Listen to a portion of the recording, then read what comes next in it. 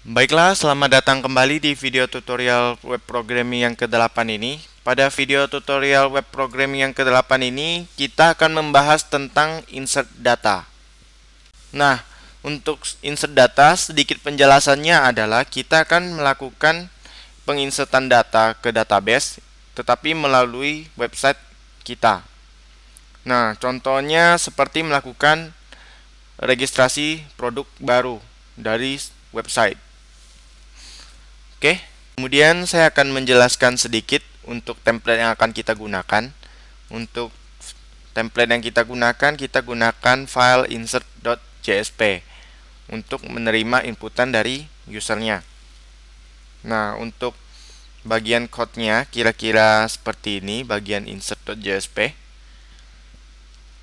Jadi ada form. Oke, di mana form itu menampung input yang nanti akan kita lakukan insert data. Nah, kemudian untuk view dari web browsernya seperti ini. Jadi kita akan melakukan insert terhadap source name, source mark, price, dan consumer. Nah, untuk source name kita menggunakan tipe inputnya text. Kemudian source mark kita menggunakan select atau drop down box. Kemudian price kita gunakan tipe inputnya adalah text. Consumer kita gunakan tipe radio. Oke. Nah, kemudian untuk database yang kita gunakan masih sama seperti video-video sebelumnya, kita gunakan database 1.accdb. Nah, pada materi kali ini kita akan melakukan penginsertan data ke table shoes. Nah, jika sudah, berikutnya saya akan menjelaskan tentang langkah-langkah melakukan insert data. Nah, untuk langkah melakukan insert data seperti ini. Langkah yang pertama adalah kita meminta semua data dari form. Nah, form yang dimaksud pada materi ini adalah form di insert.jsp ini, ya. Form ini kita akan meminta datanya. Nah, kemudian langkah yang kedua kita melakukan validasi terhadap data yang telah kita minta dari form insert.jsp. Nah, kemudian langkah yang ketiga, kita melakukan insert data ke database. Nah, database-nya adalah database 1.accdb ke table shoes ini. Oke. Nah, ini adalah langkah melakukan insert data. Nah, jika sudah, kita langsung saja buat file doinsert.jsp-nya. Nah, jika sudah, langsung aja buka aja Dreamweaver-nya. Nah, kemudian file new JSP create seperti ini. Nah, kita save, Ctrl S saja, save di chapter 8. Nah, di sini saya buat doinsert.jsp. Oke, kemudian di save. Nah, jika sudah, ini saya delete aja, hapus. Saya hapus. Oke. Nah, di sini kita buat tag scriptlet. Nah, jika sudah dibuat tag scriptletnya, berarti di doinsert.jsp ini kita akan melakukan langkah untuk insert data. Nah, langkah yang pertama adalah meminta semua data dari form insert.jsp. Nah, berarti di sini kita akan meminta data yang ada di form insert.jsp, kemudian kita tampung ke dalam variabel. Misalkan yang pertama adalah untuk menampung data input tipe teks yang ada di usename. Nah, berarti di sini saya buat satu variabel, misalkan string name. Nah, di sini saya request .get parameter. Nah, parameter yang saya kirim adalah name dari input teks yang usename. Berarti saya cari di insert.jsp. Nah, untuk name usename input name-nya adalah txt usename. Oke, berarti di parameter yang saya kirim adalah txt usename. Seperti itu. Nah, saya lakuin juga untuk data-data yang berikutnya. Untuk SUSMARK, price, dan consumer.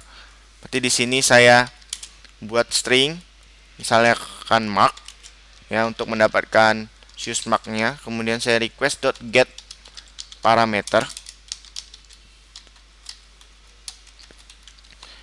Nah, kemudian untuk mark-nya itu berarti ini. Nah, untuk select name-nya itu adalah JB SUSMARK. Berarti di sini saya ketikin JB SUSMARK. Oke. Nah, saya lakuin juga untuk yang berikutnya, yaitu price. Berarti di sini saya price sama dengan request.get parameter. Nah, di sini saya beri txt price. Kita sesuaiin dengan input name dari price-nya, txt price di sini. Oke. Nah, begitu juga untuk consumer.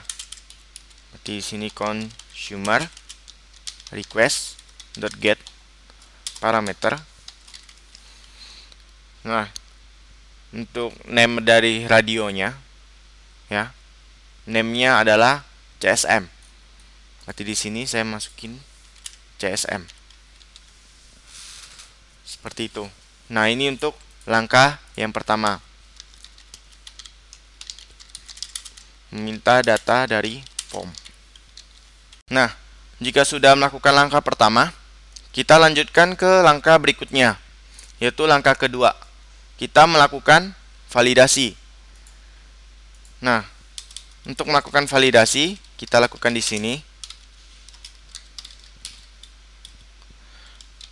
Nah, kita misalkan untuk memvalidasi name-nya harus diisi. Berarti di sini kita buat if name sama dengan 0 atau name sama dengan kosong. Nah, ini adalah validasi name harus diisi. Nah, jika dia sama dengan 0 atau sama dengan kosong, maka kita respon balik. Berarti response.send redirect ke halaman insert.jsp. Oke. Nah, kemudian kita kirim pesan errornya. Kita bilang SUSMARK must be filled. Nah, lakuin juga untuk mark, price, dan consumer. Berarti else if. Oke. Nah, kalau untuk yang mark, karena dia tipe select, berarti sama, kita mark sama dengan 0 atau mark sama dengan. Nah, kita lihat value dari mark kita.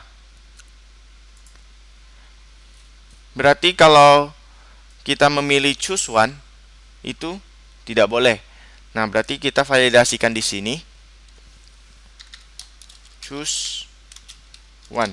Value-nya, jika value-nya choose one seperti ini, maka kita bilang, kita respon kembali .send redirect ke halaman insert.jsp. Nah, kita kirim pesan error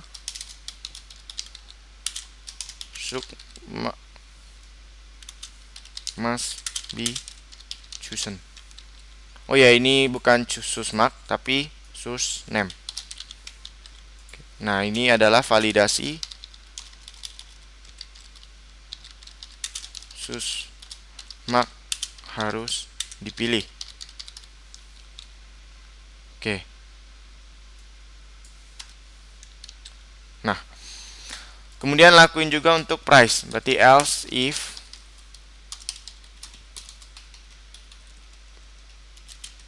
nah, kita lakuin price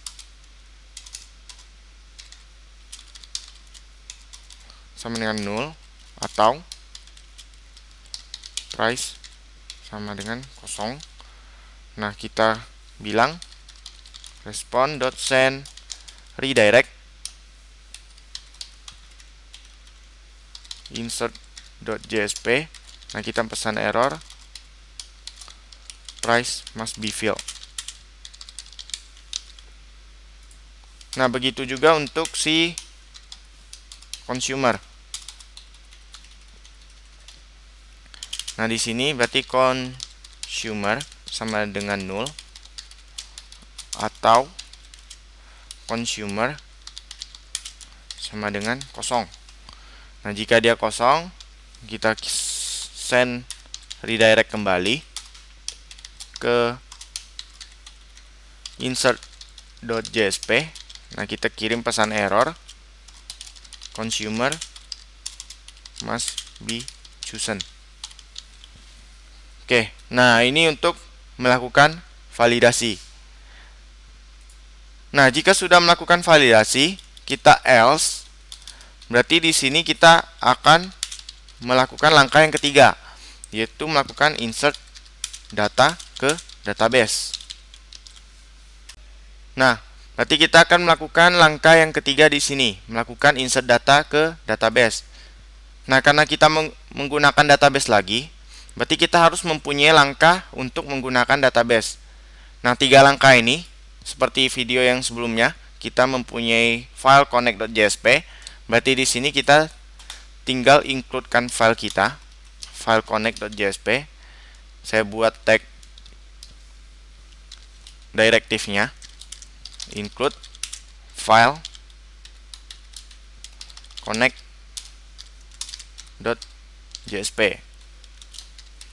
Nah, seperti ini. Oke. Nah, jika sudah, kita masuk ke langkah keempat, yaitu mengirimkan query. Nah, kita buat dulu query-nya. Berarti string query. Oke. Nah, berarti untuk melakukan insert, kita menggunakan query insert. Berarti insert into nama tabelnya. Tabelnya adalah shoes.